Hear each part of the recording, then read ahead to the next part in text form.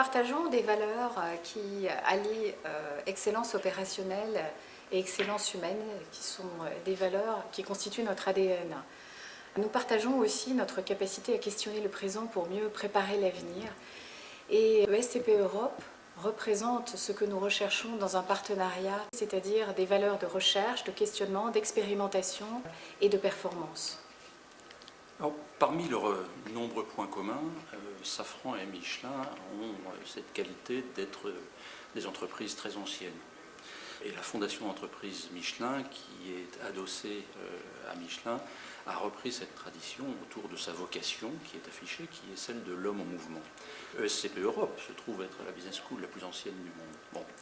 Qu'est-ce qui a permis à ces organisations de traverser toute cette histoire? C'est d'une part le fait qu'on se projetait tout le temps dans l'avenir, par l'innovation, par l'intention, et le fait que cet avenir, on l'a toujours conçu en l'articulant autour de la place de l'homme au travail. Et c'est ça qui nous unit, je crois, aujourd'hui. La robotique, la cobotique, les véhicules d'approvisionnement guidés automatiquement, etc.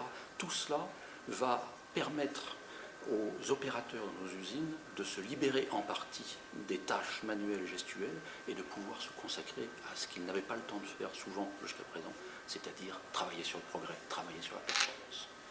Nous allons vivre un renouvellement générationnel majeur. Donc cette réflexion que nous souhaitons mener conjointement avec ESCP Europe va nous amener à re-questionner nos modes de fabrication, nos modes de travail, la relation que l'homme a avec l'entreprise et puis la façon dont nous allons manager les équipes, la façon dont nous allons organiser aussi l'entreprise pour garder cette performance, tout ça dans un environnement qui est extrêmement compétitif aujourd'hui.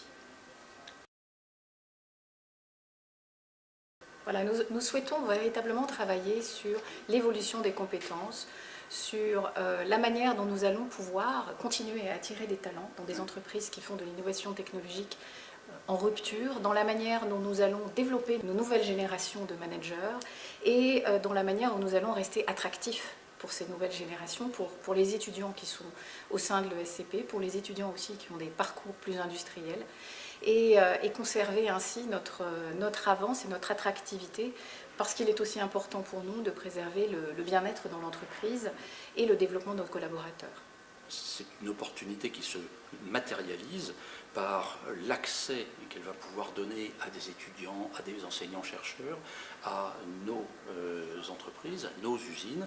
Ils vont voir le vrai terrain tel qu'il est en train d'évoluer, ils vont pouvoir se donner une opinion, nous donner une opinion, nous aider à progresser et eux-mêmes s'enrichir d'une réalité à laquelle autrement ils n'auraient pas accès.